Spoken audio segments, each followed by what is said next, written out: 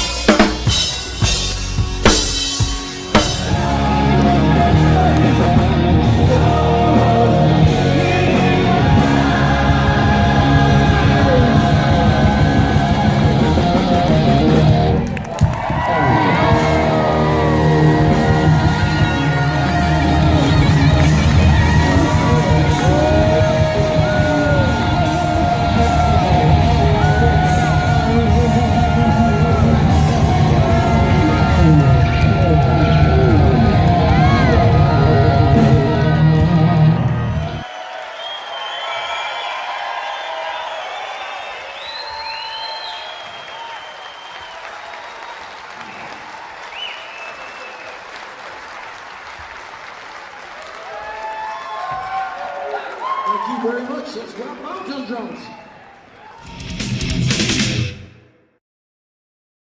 Welcome, everyone, to another episode of Listen to the Vibes, and I am very privileged to have Mr. Rob Mount here, a drummer extraordinaire. He's been with a few bands. We're going to get to know him and just have a great conversation. So let's kick this off and let's find out about you, sir. Okay. All right. Well, yep. As you said, my name's Rob Mount. I am from and currently still live in Rochester, New York, and played drums most of my whole life. And the probably the most notable act I played with was I was the drummer for Lou Gramm for the last bunch of years before he decided not to have a band anymore. So playing with Lou was quite exciting, and I've done a few other things as well. I've played with the Scrap Metal Guys, which is like an all-star a group of guys coming in and out, whoever's available, such as the Nelson Brothers and Mark Slaughter and Barry Goudreau from Boston and Phil Lewis from LA Guns, and whoever's available get together and play all their songs or a bunch of their songs in one big show. So I got to do the last show that they did, and other stuff too, but that's kind of the short version of me. So let's see. If I read correctly, your first band was Baby Grand. Well, that was the first band I did anything with original music. Okay. And as far as recording, since high school, I'd been in a lot of cover bands like everybody. You just play all your favorite Iron Maiden songs and Kiss songs and whatever. And you start hitting the bars and you start, honing your craft, so to speak, and having lots of fun. But that band you mentioned, Baby Grand, which was kind of Bon Jovi-ish, which was big at the time. We all had the big poofy hair and, all that kind of stuff. And the music actually was very similar and well written, I would say. Greg, the lead singer, was the chief songwriter. And a lot of the stuff is on my website, robmount.com, all my music that I've recorded. But about 4 or 5 songs of that band is on there. Very good for the time. I mean, if we got a break back then, around 1990-ish, we could have been right there with everybody. So that was, the first band I recorded with. And that lasted, I don't know, 3 years, something like that. Like most people, I mean, there's like the generation that's 10 years older than me that grew up and saw the Beatles on Ed Sullivan, and that was their big moment. And then my generation, which, is your generation too. I saw Kiss on Paul Lynde's Halloween special in '76. And I was like, holy crap, what the heck is that? I was like 8 years old and blew my mind. And of course, we've never seen anything like that. And so that was, before that, it was the Osmonds, and then I got corrupted by Kiss. So it was like the wholesome Mormon Osmond, wow, down by the lazy river, Jay Osmond's the greatest drummer, to holy shit, what is Kiss? Was there a point where you felt like you wanted to just give up, or you were always determined that you were going to do this? Well, yeah, there was a little bit because, I've been playing drums, I'm almost 54, and I've been playing drums since I was about 6 or 7. So you do the math, it's almost 50 years of drumming almost. And over time, as you grow up and you get married or have kids, buy a house, and you do all this stuff, for me anyways, there was a time where, as I started a family, bought a house and got married, everything I just said, priorities can change for a little while. You can't, some people maybe it's just like gung-ho, 50 years, 24/7. Yeah, that's cool. For me, there was a few years where it's like, music slowed down a little bit and life happened. And then after a while, music became important again. And sometimes you need that, because sometimes you have to miss something in order to want it back. And so for a little while, when my kids were really young and bought a house, got married, had the kids, it's like, then it was like, oh, I miss it. So, yeah, most of the time, generally, you'd sit there and go, it was always about that. But, there's times where you kind of, other things get important too. Look at it this way. It's really tough to look at it this way, and I have to keep reminding myself of this, but the only time there is the present. You only have now. You know what I mean? The past is what it is. You can't change it. You can't worry about it. And the future isn't gotten here yet, and it isn't guaranteed, right? That's true. You only have right now, and I know it sounds like a Van Halen song, but you can always start whatever you want now and work towards it, because because you didn't before, it doesn't mean you got to pay the price the rest of your life. It's like, well, I never did before, so why bother now? No, that's done. That's over with. You got to pay the price the rest of your life because of mistakes you made or bad judgments or just lack of ambition or whatever, So I would sit there and say, figure out what it is you like. You don't really have to come up with this 20-point master plan, but just try and figure out what it is you like to do and then just start moving toward it. Some people need that little push over the cliff to get them motivated. They sit there and go, oh wow, geez, I've been doing this my whole life and it's just got me stressed, and debt. I might as well enjoy some of this while I'm here. And I have to remind myself of that too, because everybody gets up in their daily grind. Whatever the daily grind is, anybody can get caught up in that. So I have to remind myself, it's like, dude, you just got now, you got to be present. And it's like they say in a car, there's a reason why the rear view mirror is a lot smaller than the front windshield, right? It's true. You got to be looking forward. Mm-hmm. So easier said than done, of course. And I don't always live up to my own advice like that, but you gotta try and look at it that way. You still have time. You still got the rest of your time is worth as much as the last part of your life is, right? So long as you can do it, whatever it does, whatever makes you happy, as long as you're not, making other people's unhappy. What was the most challenging moment in your life? Wow. I've never been asked that before. That's a good question. The most challenging thing in my life, if it's any topic,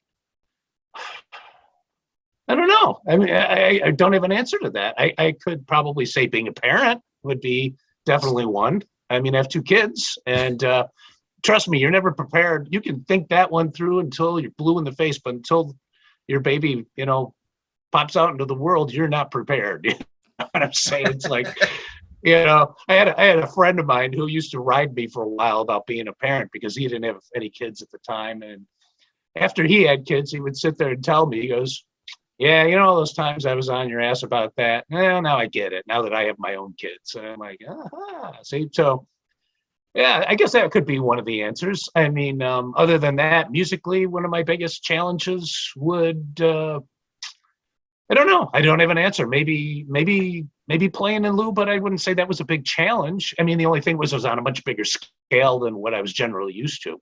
Yeah. Getting thrown out there in front of 20,000 people and opening for Bad Company was kind of cool, though. It was maybe challenging because there's a big giant sea of people out there that I only played to a limited amount before then. But it was fun, got to get in the frame of the mind. It's hard to explain to somebody the mindset you get into when you're thrown into that. It's just like you're up there, you're doing it, and it's like it sounds cliche, but you're really kind of channeling yourself or whatever, the spirit, the electricity. It's kind of just, you're not thinking about it. You know what I mean? If everything's cool, you get in that headspace, you're just doing it and you're just going with it. And you're not so much thinking like, I'm hitting this cymbal over here. Oops, I'm going to hit that drum over here. That's not playing drums. That's playing drums when you're learning how to play drums. Whatever you do, once you do it enough and you're confident and you're accomplished enough in it, you just do it without thinking. Yeah. And that could be a challenge, but it's the coolest thing, man. It's the coolest thing. Did you ever get caught up in that world of drugs and the alcohol? Nope. I was pretty straight-laced and probably a little too straight-laced because I was a good old Catholic boy. My mother and my grandparents, 100% Irish Catholic. I went to, grammar school, high school, and even college was all Catholic. And I was an altar boy and go to church and, so I was pretty straight-laced. And not that my parents were cracking down really hard on me, but, that good old Catholic guilt was ingrained in me. And my mother sees this, will probably kill me. But, and I'm just proving my Catholic guilt right there, right? I'm just proving it. But no, I never did. I mean, not that I'm an angel. I mean, I like to have a drink now and then, but I never abused any. I never smoked. I have asthma, so that would be kind of silly for me anyways. But I would go out and get drunk very rarely, but I had fun. But I wasn't a wild kid. I wasn't in trouble. And so I never really fell into that. I don't know. I'm just not an addictive personality, I guess. And I didn't have anything traumatic, maybe like you did, that would have set it off, because maybe in your case, it was that set that off because maybe you were covering up for that and you were repressing it. I don't know. I'm not a psychologist. I'm just guessing, but I never had that happen. So I didn't have anything really to have to suppress. And, I'm not even a gambler. Like, I don't even like to go into a casino and gamble. It's just not me. So I don't know. Thankfully, I never got into any of that stuff. So, I mean, it's around you and it's easy to do. And, some people get that high of playing gigs and then they get back to the hotel and they don't want to come down from that high. Right. And they want to keep the ball rolling and they do stuff maybe they shouldn't be doing. And granted, back in the day in the 70s when Keith Moon was driving Cadillacs into swimming pools and TVs were weapons, those guys kind of got away with it to some extent. Now it's like, yeah, okay, whatever. You know what I mean? That's like, nobody does that anymore, thank God. Yeah. But I never got into it. So luckily there's a couple guys out there that stayed pretty straight. Ted Nugent, a couple of guys that stayed the straight and narrow. And I mean, it's not so much your occupation, although certain occupations give you more of an opportunity like that. But it's the same thing whether you're a CEO of a bank or whatever. A certain type of personality can fall prey to certain types of things. Right. So it's not so much the occupation. It's just certain mental personalities can lead people to doing that stuff. I give those guys credit for not doing it because the temptation and the opportunity is way more prevalent when you're famous.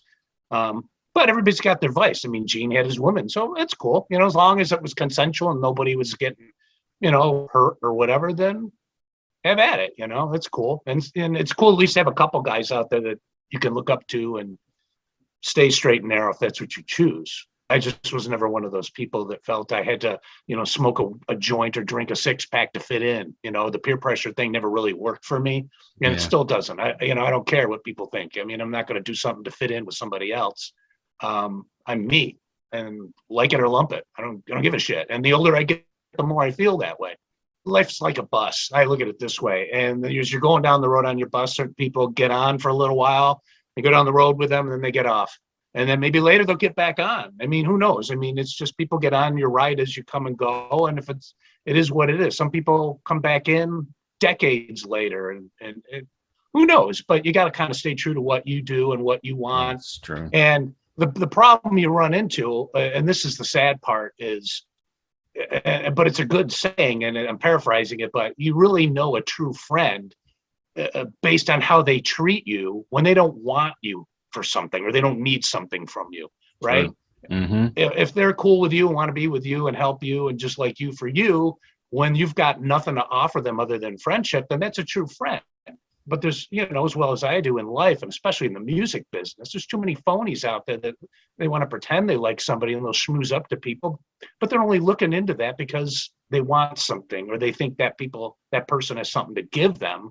So they, you play the game, and then when you get what you want from them and they're of no use, goodbye, see you later. And, that's bad. That's terrible. Like, you don't treat people that way, but some people do, and they don't care either. But, and in life, that's the way it works. So a good friend is somebody who sticks with you no matter what. Even when you don't have anything to offer them and they're still there with you, then you got somebody special. What do you like to do outside of the music biz? Well, outside of the music business, I like to, it's not very rock and roll, but I walk a lot. I do a lot of walking whenever I get a chance, for exercise and stuff. And it's just a great way to get out and get some fresh air and be alone with your thoughts and, and get away from all the garbage that we deal with all the time. So what I do is I pick a few different areas that I like to go walking in to vary it up. And so that's one of the biggest things I like to do. I've always read books, so I like to read. I probably got 400 or 500 books between PDFs, Kindles, and physical books that I've yet to read, like a typical book nerd who just collects too much. I'll never finish what I have, but yet I still buy more. We'll figure that one out. But and be with my kids and my family, because that's really gotten to be a lot, even more important now to me nowadays than it used to be. Me and my current wife separated a while ago, and all of a sudden, because she had a big family, she had a big family, spent a lot of time with her family, which is cool. My family isn't very big, and it just defaulted that way, not out of any bad thing. I still saw them, but now that I'm on my own and I got more time to fill up, it's like, all of a sudden my kids who are adults, I get to spend a lot of time hanging with them. They're over for dinner when I have a chance, my parents, and that's cool because that's the most important thing. Your family is your most important thing. And it sounds cliche, but it really is true. And I feel sorry for people who don't have any family, especially this time of the year. It's the holidays. People don't have any family. They don't have any friends. They're sitting there all by themselves. That's got to be miserable. You know what I mean? It's got to be miserable, because I'm lucky that I have people that I can still talk to and hang out with, and family that, I call one of my kids up, let's go do lunch or whatever. And I can do that. And I get along great with my kids. And that's the most important thing to me. So outside of music, that's it. Family, hanging out with them, reading, walking, and there you go. I guess that sounds good. What's your favorite genre of book? Well, I as a big category, nonfiction is it, but I read a lot of books about what some people would label as conspiracy theory, but to me it's not. It's actually, I like to critically think about a lot of stuff. I don't buy narratives of what I'm told, because most of what we're told is a big pile of BS anyways. True. And I realized that a long time ago. So, I go between like the JFK assassination, big time into that, reading up on that. I've got hundreds and hundreds of hours into reading, listening to podcasts, watching videos.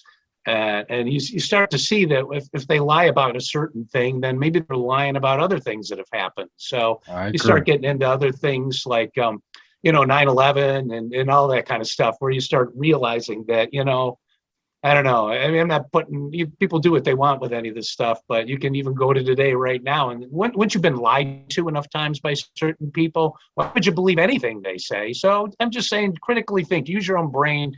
Don't buy what you're told. Don't even believe what I'm telling you. So I read a lot of that. I read a lot of music books too. I mean, some of my DVDs and stuff, but I got all the, the rock bio books. I read everybody's book that comes out. Sometimes inspirational type books and thinking along those lines type books. I read a lot of, I don't know, it's across the board. As I'm pulling my earphones out of my ear, and that's not cool because now I can't hear myself. But yeah, so, anything that keeps me entertained, right? Because if a good book's a good book, it's one you don't want to put out, and you sit there and all of a sudden an hour goes by and you're like, oh, wow, so I like doing that. Oh man, watching documentaries too. Oh, yeah, you're right up my alley there. I know you've had to watch Spinal Tap. Oh yeah, of course. Yeah.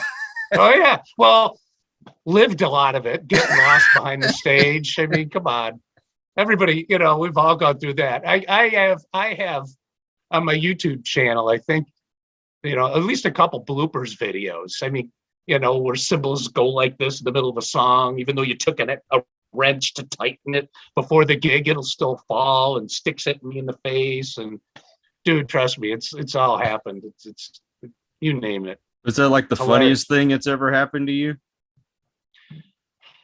Dude, I couldn't tell you the funniest thing. Well, I'll tell you two. Well, I'll tell you two. I'll give you two. All right. So one time, and it wasn't funny at the time, but it's funny now. You know what they say, time plus drama equals comedy, right? So now it's funny. So we're playing somewhere, and it was a road show where we drove to the gig when I was playing with Lou.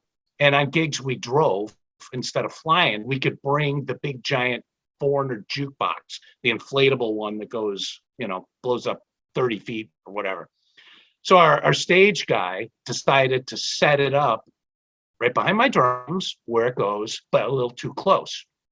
So the end of the night, we're playing Jukebox Hero. Song starts out, you're doing, the kick drums going, and the bass is going, the whole.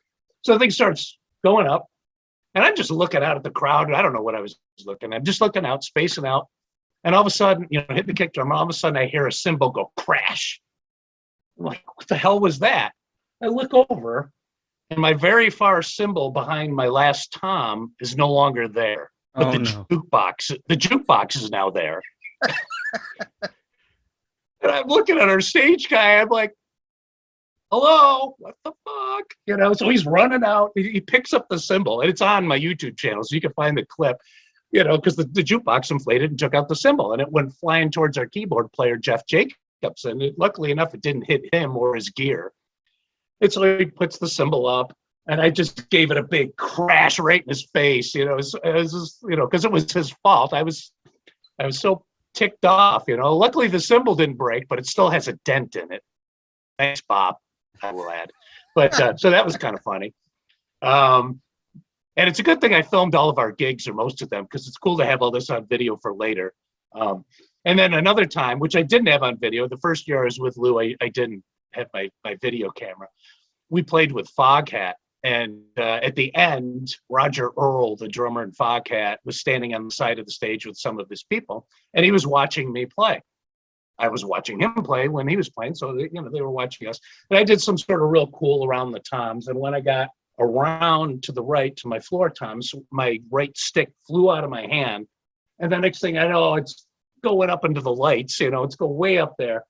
And while it's still hanging in the air, I look at him and he's looking at me. We're having a drummer moment. We both started just laughing, right? Because he's been there, done that. And I was just dying laughing. And I never caught the stick. It was gone, But it was funnier than hell because we just had this moment where we locked eyes for a second and I'm sitting there trying to be cool and I'm trying to reach for another stick as I'm playing. That was funny. That happened all the time. It's never a dull moment. You got to laugh. I mean, some people get ticked off and they get bent out of shape for this stuff. But I'm sitting there going, come on, man, you're taking yourself way too serious. This is fun. When that stuff happens, I laugh. You know what I mean? What are you going to do? So is there any plans going on here in the near future? Well, right now I'm just hanging out, teaching drums. I haven't played much since COVID just because obvious reasons. Right. Back at the end of a couple of years ago, Lou decided he didn't want to have his own band anymore. He still tours, but he uses somebody else's band and plays with them. I've done the scrap metal thing, which is an all-star band, kind of headed by the Nelson twins. And it's like Lita Ford and Eric Martin and Barry Goudreau and any big name guy who's available. They go out and do a gig and play like 3 songs from everybody. And they've been doing that on and off for 10 years or whatever. So I got to do that the last show they played, which is going on 2 years ago now, unfortunately. So I hope to do more of those when they decide to get that rolling, which I don't know when. I've been in touch with Gunnar Nelson on and off, and he's like, well, you're the first guy I'm going to call when we get rolling. But because of the COVID thing, everybody's just trying to get their main gig going. Yeah. And everybody's running into bumps along the road, because, you get going for a few weeks and then you got to stop because somebody got COVID or somebody tested positive or, it's just been a giant shit show, as we know, in the music business. So I've been playing locally. I have a local regional band that I'd been doing up until recently and just doing that, teaching drums, like I said. But as far as a main gig, right the second, I'm in between gigs, as they say. So nothing major right now, but hopefully something will come across soon. Just depends on the state of how things go, whether the universe gets locked down again or I recently just had fun teching for my buddy Rob Hammersmith, who is the drummer in Skid Row. His drum tech got appendicitis or something like that and got sidelined in a hospital in Florida. And a week before, he called me up and said, hey, what are you doing next Saturday? I'm like, well, nothing. Well, want to come drum tech for me? I'm like, well, never drum tech for anybody but myself. Sure.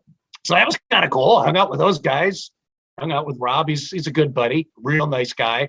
And just made sure stuff that happens to me normally didn't happen to him. And grabbed a couple beers for a couple of the guys in the middle of the show when needed. It was an interesting other side of things that I never did. But hey, Rob, if you need me again, if I'm not playing, sounds like fun. So that was cool. So how does anybody get a hold of you if they want a drum lesson? Well, my website, you can get a hold of me there. It's just robmount.com. There's links to all my social media, or most of them are on there. My Facebook page that's on that site is just a musician page that I hardly use, because unless you pay Facebook a ton of money, you don't get a lot of views. It doesn't really go very far. And I was just like, the heck with that. So my main Facebook page under my name, Rob Mount, is where I stick to that. It's my personal page. There's a ton of stuff there. I'm on Instagram. I'm on LinkedIn. I'm on Twitter. Twitter doesn't seem to do much, so I don't spend much time there. I have a YouTube channel with a bunch of drum videos on that.